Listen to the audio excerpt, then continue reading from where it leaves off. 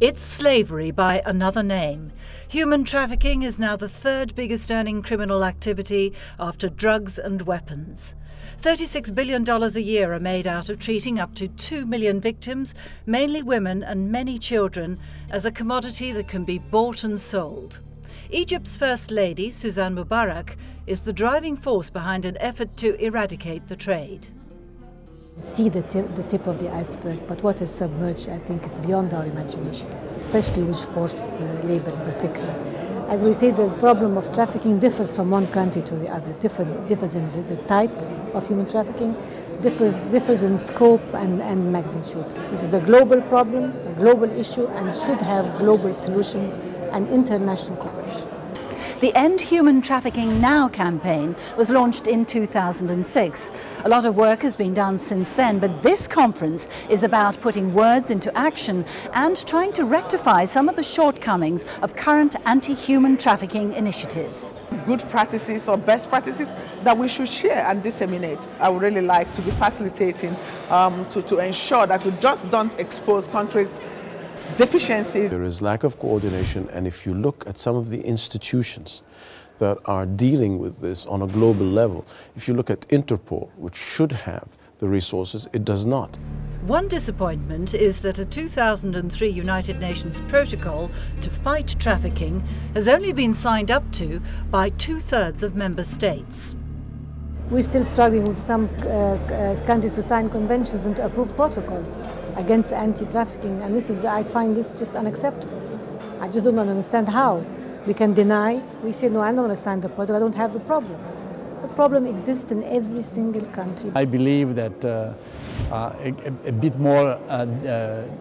bit greater dynamism should be injected in some governments. And more negative news is the fact that about half of the member states have not convicted yet this crime, a crime which we know is everywhere in the world. The sex trade makes up the biggest part of human trafficking, which has a crossover into the drugs trade.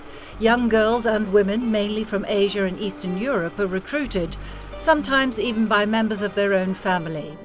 They're treated like pieces of meat, and the younger and more tender they are, the higher the price.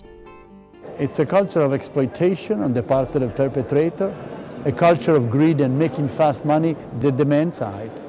The demand side, which consists of young men who want to have exotic sex and therefore take advantage of whatever is available on the market, even if these are sex slaves.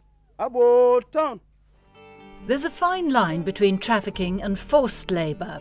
The International Labour Organization estimates that nearly 12.5 million people are forced to work, and of those, nearly 2.5 million have been trafficked, the majority of which are in Asia and the Pacific region. There is this feeling that it's only undocumented migrant workers across frontiers who can get into forced labour situations.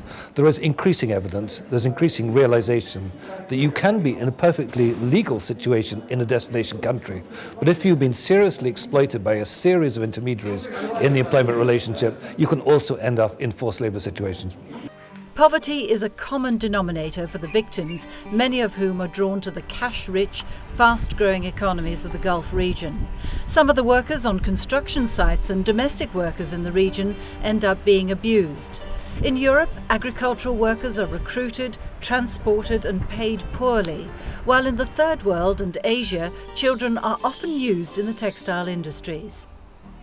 People who want cheap commodities, cheap goods, which are stitched by the little fingers of little boys and little girls, paid $50 a day and working 12 hours a day. There are so many complexities in this situation, which is really what makes our work more interesting but also extremely difficult. The participants at this year's conference in Bahrain acknowledge that there is a huge task ahead.